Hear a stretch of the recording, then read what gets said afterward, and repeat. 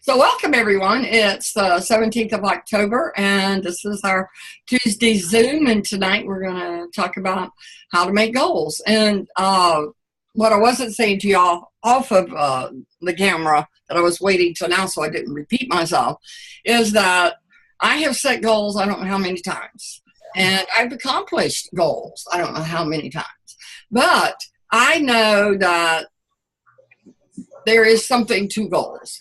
And anytime that I want to do something really well, I go find a book on it. And if the first book doesn't do enough for me, I get another book. So this is a culmination of 3 books, but I did find a book that actually made me understand why she has so much success with her clients.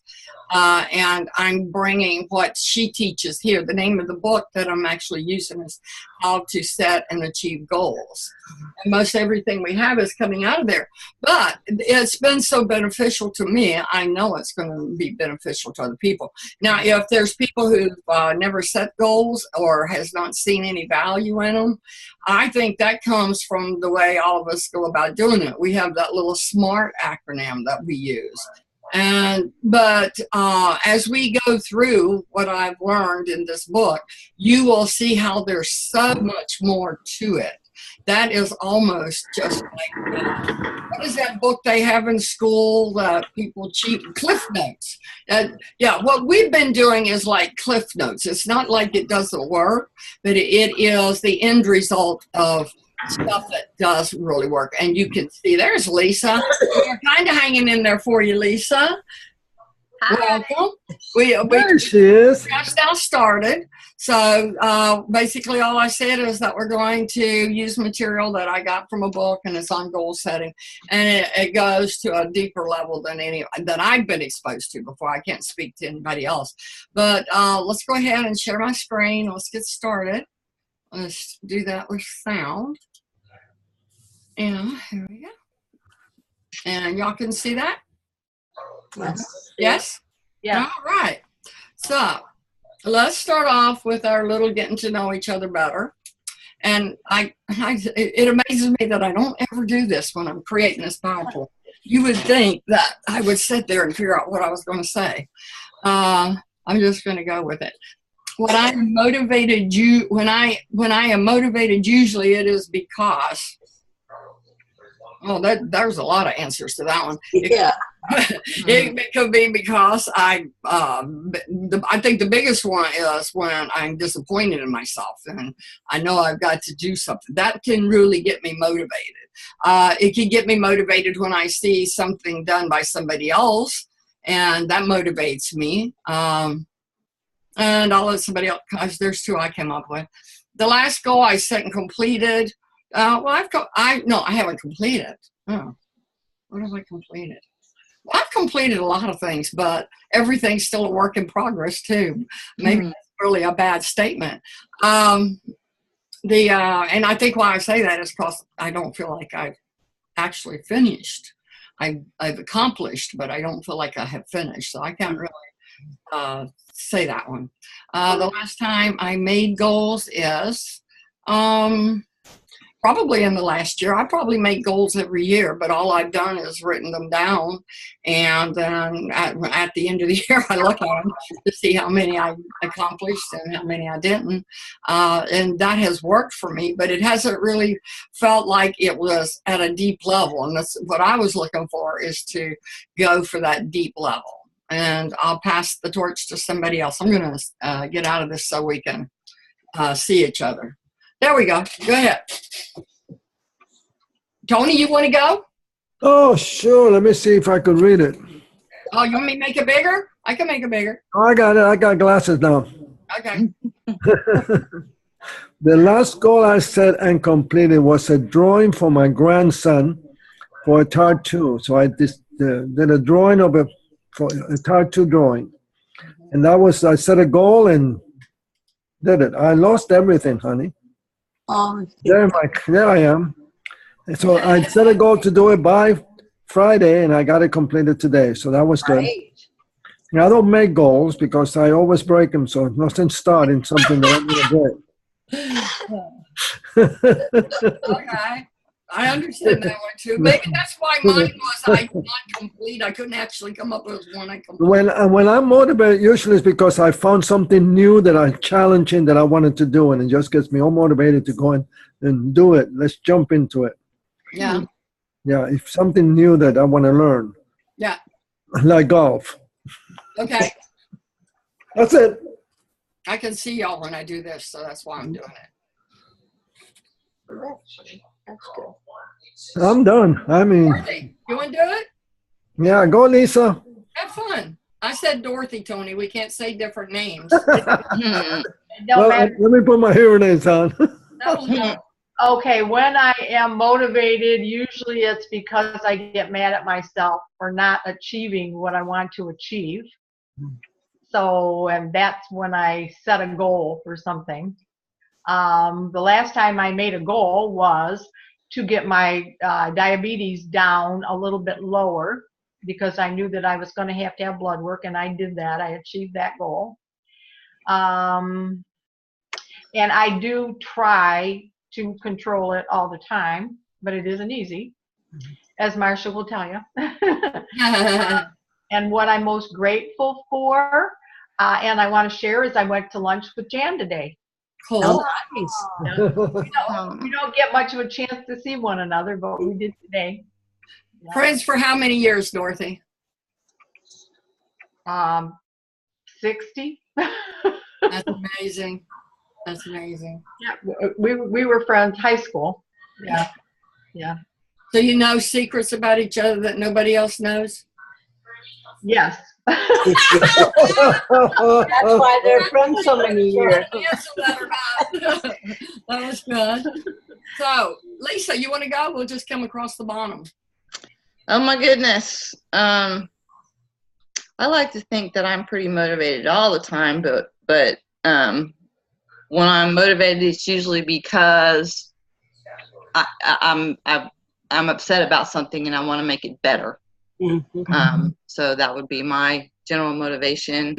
I can't remember the last time I set a goal and completed it, but and so that answers the last time I made a goal. I can't remember the last time I made a goal. So I used to be a list person and goal oriented. I think I'm more fly by the seat of my pants now.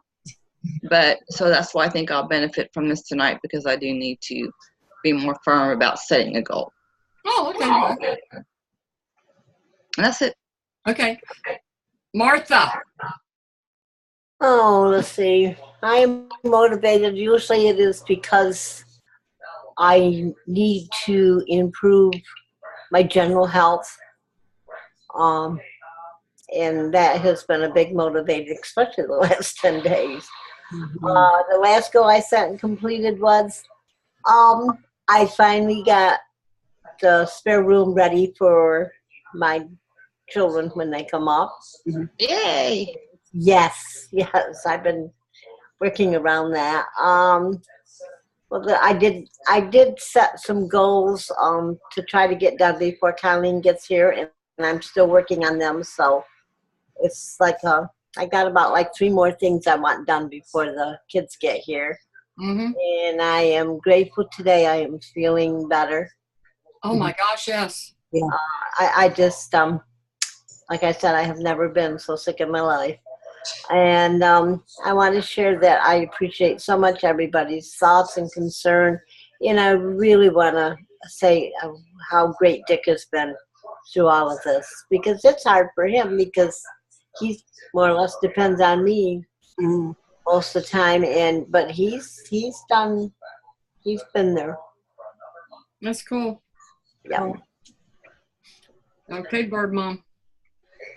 Tweet. All right, the last goal I set and completed was probably around 2 years ago when I first started your program, and I lost all that weight, and I joined the Cove Gym, and I increased my exercise level. Yeah. That's pretty much it. I mean, otherwise I don't have any other recent goals except to lose weight again. I got to start all over. Oh, me and Marsha are both sore and stiff. Yeah. Did you go this morning? No, because the front of my thighs were hurting, so I figured I needed a break. But tomorrow I'm going to try the yoga at 10. All right. I went this morning, but it was just the treadmill. That's my minimum. Treadmill is my minimum. Okay. Okay, so let's go on to the next one. And the reason we're in second place is because of Mary Jane. Uh-huh. How about that? Isn't that crazy? That girl does it all the time to us. I want to know her secret. Now, how to set and achieve your goals. When it comes to changing yourself, incremental steps, baby steps. And we've heard that before. Yeah. So of course, when I started figuring how to do this for myself, because everything I do for myself, I'm doing it and passing what I learn on to you so you can do it for yourself. And we've all heard about doing things in baby steps. But I think that we will understand that concept better as we dig deeper into this. So a growth mindset is when you believe you can change in a particular area instead of a fixed mindset where your beliefs are set in stone and can't be changed. And I do believe, if I was being honest with myself, that I do have that sense of, oh, it's so much and it takes so long and it takes so much. And I think this is the part they're pointing out here, to me anyway, is that mindset has to be changed to a growth mindset. So this was my first experience in this book of saying, oh, there is more to setting goals. And everything we're actually going to talk about tonight, we won't even start setting goals because all of this is so important before you ever start thinking about what you want. And failure is an opportunity to grow. A person that thinks that is going to be more likely to succeed than a person who thinks failure is the limit of my abilities. I can't do this, or it's hard, or I've got something else I've got to do. I'm either good at it or I'm not. My abilities are unchanging. I can either do it or I can't. I don't like to be challenged. My potential is predetermined. When I'm frustrated, I give up. Feedback and criticism are personal. I stick to what I know. So we all live in that head at some point or another. At some point, does anybody not live in that head? I do. All right. And then in the other head, I'm sure we all live in the other head too. Failure is an opportunity to grow, a growth mindset. I can learn to do anything. We wouldn't be here if we didn't have this mindset. Challenges help me grow. My efforts and attitude determine my abilities. Feedback is constructive. I am inspired by the success of others, and I like to try new things. There is no continuum for success. Focus on the progress, not the results. When an individual focuses on the progress and not the results, your performance and attitude remarkably improves.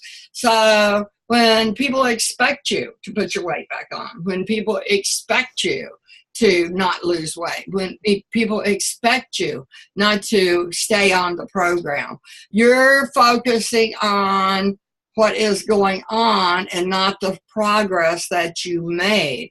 Let's say in this last challenge, oh, Marcia, can I use you as an example? Or would you rather I not? Bird Mom. Yeah, you can use it. Yeah. Yeah. So her progress was great, but she didn't meet her goal. So the results weren't there, but she lost like 7-8 pounds, didn't you? Yeah, yeah. Oh my gosh! So you see the progress, but Yes. but where I think we fall short in allowing goals to do us their most good is when we don't see the progress, and then we say, "Oh, I didn't make my goal. Now I'm not going to get my $23 back," and that's a real feeling. So it's something that is important that in our thinking, if we can shift that, and regardless of what the progress is, the progress could be that at least you maintained. Yes. I mean, the progress can be the smallest of things, but when the results we start focusing on the results. Is that not when we get our lowest feelings? Yes. if we have not succeeded. If we have done really well and we won the challenge and we met our weight loss goal, then those results would make us feel good. So there would be no problem there. But you can't focus on the results. You have to look at the progress and give yourself credit for that. Just even showing up, that's a progress. Setting up straight is progress. But us making that Amen.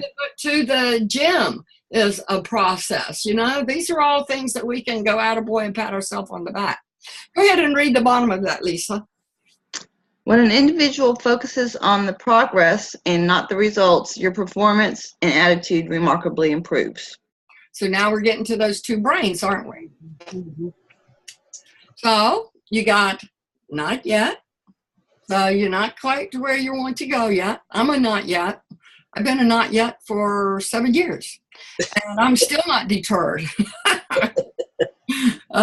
So don't be afraid to fail. Just keep trying. I mean, you know, you beat the door down sooner or later. And that's one of the reasons is the fact I am a not yet, that I really, if there's a better way to set goals, I'm the first one that wants to know.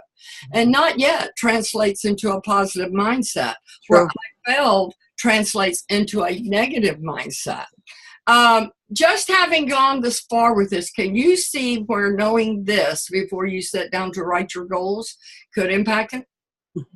Yes. So everybody's drawing something from it? Okay.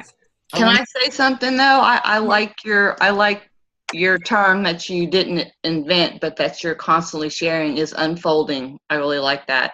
As I'm going through things, and you know, whichever way it goes, she likes to tell me that things are unfolding like a rose unfolds to a full bloom, and that we're all unfinished. There you go. And I do. And I believe that. That's why I'm not yet. Exactly. Yeah. Fat to fit, progress, not perfection. Focus on progress, not outcome. So when we start setting these goals, this needs to be really front and center of our brain as we start working towards those goals, and not be disappointed in ourselves, but be encouraged by whatever it is we do accomplish. Tiny tweaks to big changes. How do we nudge ourselves? How do we nudge ourselves? I think we want it all right now. And if it takes too long, then I think that is a big problem for people to overcome. And the things we're dealing with, there's a certain amount of time we're going to be involved no matter what. And when you take all of these baby steps, I mean, we know so much now. And some of it has actually become present in our everyday life, sometimes in the form of doing it, sometimes in the form of thinking about it, and sometimes of thinking that maybe we could make a better choice, but this time we're not going to. So all of those things are nudges in our lives because we have made this a priority. Now this was impactful to me. Behavior is known to others. The impact of behavior is unknown to others. And I never realized that our behavior is what determines our attitude, not the other way around. I don't know that I'd have really said it that way. Dorothy, would you read that? At the bottom, you mean? We derive our attitude from our behavior, not the reverse. We are present and performing as well as we can in the moment. Behavior changes lead to change in attitude. Life does not always run smoothly. Occasionally, you have to make allowances for the occasional bump or obstacle. Now, how I interpreted that is that we hit that bump where something becomes the most important, and then how quick do we get back up on the horse?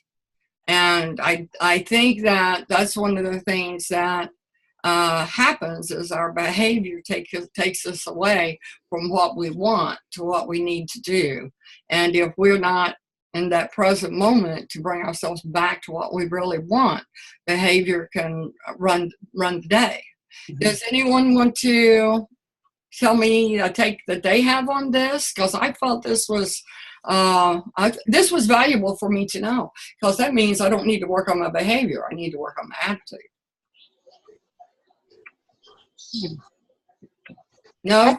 I think you've always encouraged that, Connie. I know at times when I was like really beating myself up over things, you would say that, I need to think differently. And when I think thoughts like, I don't think I can do this or something, you were always saying that, that's not a good mind thought. Mhm. I think you've always said that from the very beginning, Yeah. at least with me. I'm trying to correlate something here. So your behavior is what created your attitude. Uh-huh. So whatever it was that you were doing, all you had to do was change what you were doing, and your attitude improved. Yep. Yeah, that's good. Anybody else? So thoughts create feelings, feelings create behaviors, and behaviors reinforces thoughts. So it's a vicious cycle. Imagine yourself thinking, feeling, and behaving in a way that supports what you truly want. Say that again for me. Imagine yourself thinking, feeling, and behaving in a way that supports what you truly want. How long ago has it been since that happened? A long time. I know my behavior and my feelings don't support the things I truly want. That's why I don't feel like I have succeeded. I'm still very much wanting to live a life that supports what I really want. So that was impactful to me. And sometimes the things we want to achieve is connected to how we want to be or something we want to have. It's not. That's true. Yes, that is true. I have a thing that's going on right now, which most of you know, that I've been through a journey, and I've gotten healthy up here and working on getting healthy body. And I have to admit that lately, some of the things I've been going through with all the medical testing and whatnot has had me it's been like a wow. It was not something that was in the front of my brain. So this is relevant. Thoughts create feelings, feelings create behavior, behavior creates, I can't see, it's small, but I've been doing these challenges, but I haven't, well, I've been congratulating myself because I'm doing more than I used to do. It's not enough. So now I'm at the point of, okay, it's time to be serious about this, because if I don't take care of this seriously, then it's not going to have me where I want to be, i.e. my head is fixed, but now my body feels broken, so I have to fix my body. And, my behavior reinforces that, because I was thinking that I was hopeless, and now all it took was a switch in my brain to say, you know what, I'm not going to let this happen, and refocus my energy, if that makes sense. Hey, it sounds like progress to me. Yep. We all have seen this a million times. A goal without a plan is just a wish. And what we're doing now is we're going to develop our plan. Hey, Bird Mom, would you read this? Sure. Our sense of self impacts our lives. We learn from our parents, teachers, friends, and those we admire. The unfortunate thing is they too have not been taught to make the most of the mind and body. Go ahead. The only things we can control in life are our thoughts, feelings, and behaviors. If we can manage those, we can achieve our goals and gain success in life. If you correct your mind, the rest of your life will fall into place. Is all of this making sense to you guys? Because, it was like a sledgehammer to me. Oh, yes. The inner critic judges you, pushes you, and undermines your self-confidence. Allow yourself to think and be curious. This is an instruction for when we actually get to the goals and we start setting. Instead of making him the enemy, make your inner critic your friend, because your inner critic is probably where you're going to look for the things you want to change about yourself. Mm-hmm. So allow yourself to think and be curious, and let that inner critic help you. Give yourself time to accomplish your goals. Don't have a thought in mind that's going to turn around and impact you negatively. What difference is it going to make whether I get there in 7 years or 8.5 years? What's important is if I get there. Would I have liked it to have happened in that first year? Yes, but is that beneficial for me? No. So give yourself time to accomplish your goal. Focus on the progress. Okay, so now step 1, and we're going to just do this, and then I'm going to show you the exercise that I had. And if you guys, I think writing things down is better, but when you're making a goal, there's all different aspects of your life. And that was the point the book wanted to make. That all of these things are important to live a life of the happiness that we all work towards, so everything is balanced. So everything's important, and then some of these things are seasonal too. And the first instruction is to take these areas, these different segments of our life. If some of them don't apply to you, you got pencil and paper there? I think I just write them down, and you can do the exercise later. You want me to read them to you?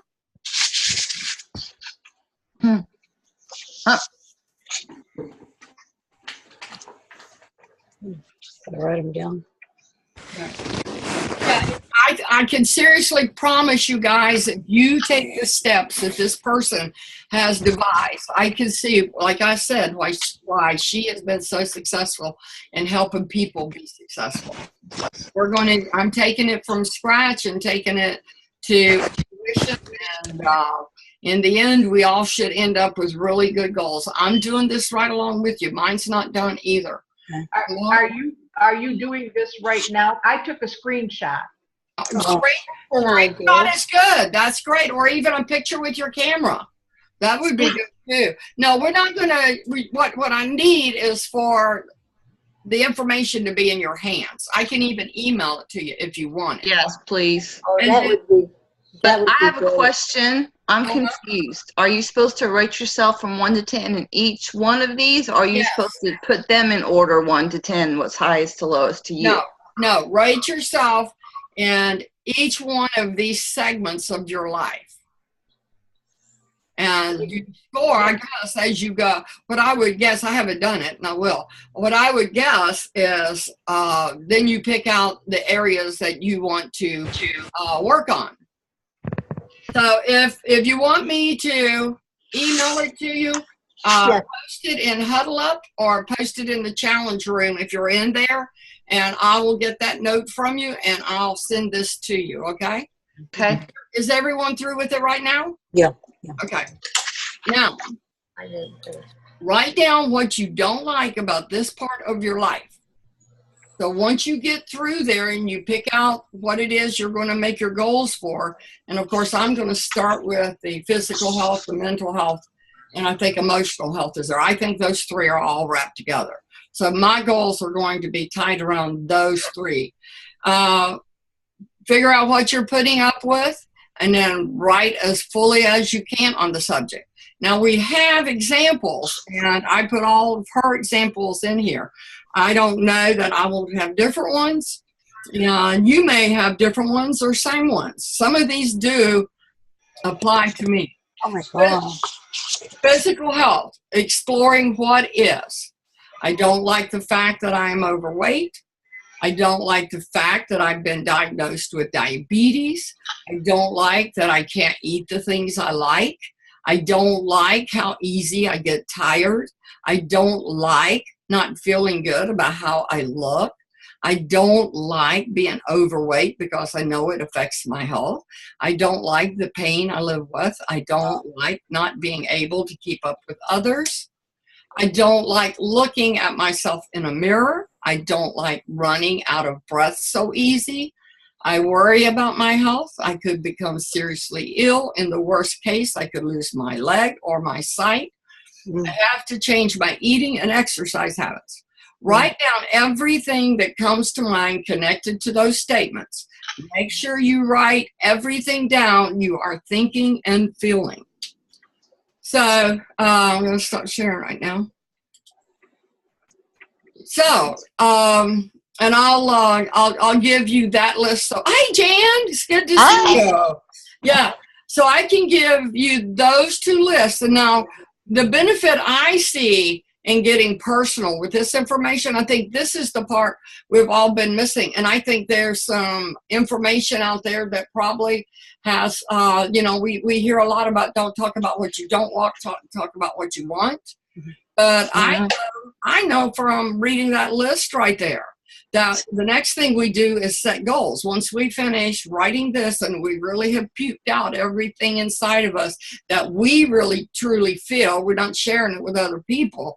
This is for our benefit. This is personal to us. So once we puke all of this out and we have all of this, next week we're going to get into how you turn this into your goals. So if you don't know what you don't like, when you set your goals, they're going to be strong enough for you to follow through on them because now you understand why the self, what are you laughing at? I was thinking about, now that you know what you don't like, you can figure out what you do like. I was thinking about marriage 1, 2, and 3. What I learned from that about what I don't like. That was worth laughing at. I think that one falls underneath love, right? We'll work on those goals too. That would be Just don't give up. for you to work on, Lisa. You know that? Can you not see how this would also be a really good thing of getting inside your own thoughts?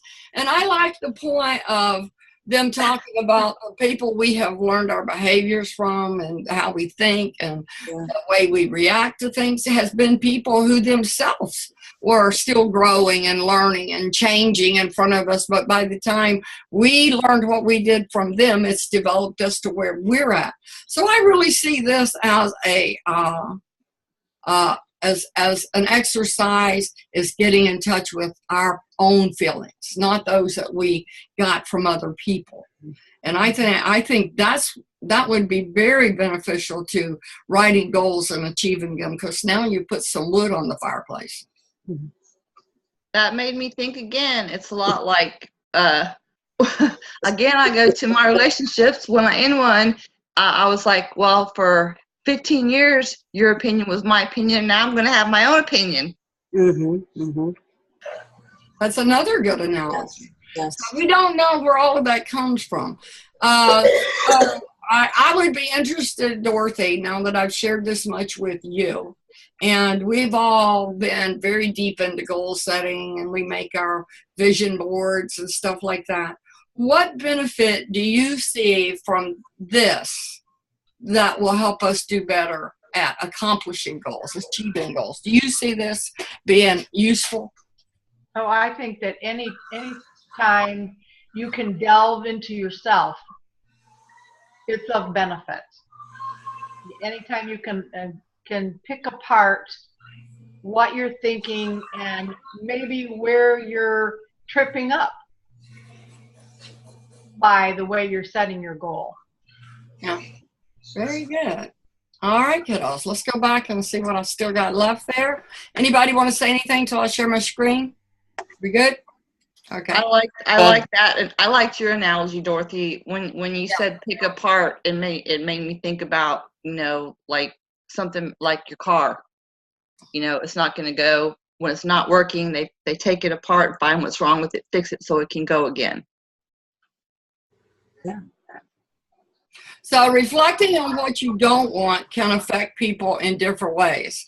Some get low, some get motivated. However, now you know what you don't want, and now you probably have a very good idea of what it is you do want. You will have to start to think about what you would like to have, what you would like to be or do or start or to change or to stop in your life. And that's where we're going to head next week. Okay. Yay. All right. So success stories. There we go. Let's go up here. And I don't know where this is going to show up. It's going to show up over here. Let me... Y'all can see that, right? Yep.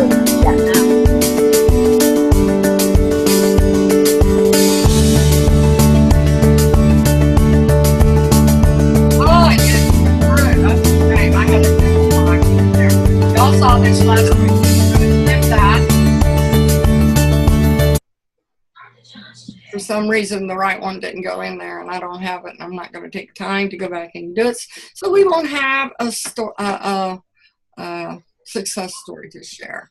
And I think we are at the end of this. Let's come out. I have to check that next time. I didn't double check it when I finished. So I'm going to end the Zoom, and we're going to go to our lesson in happiness. See you guys. Hope you enjoy it. Any questions, just post them. I'll answer them.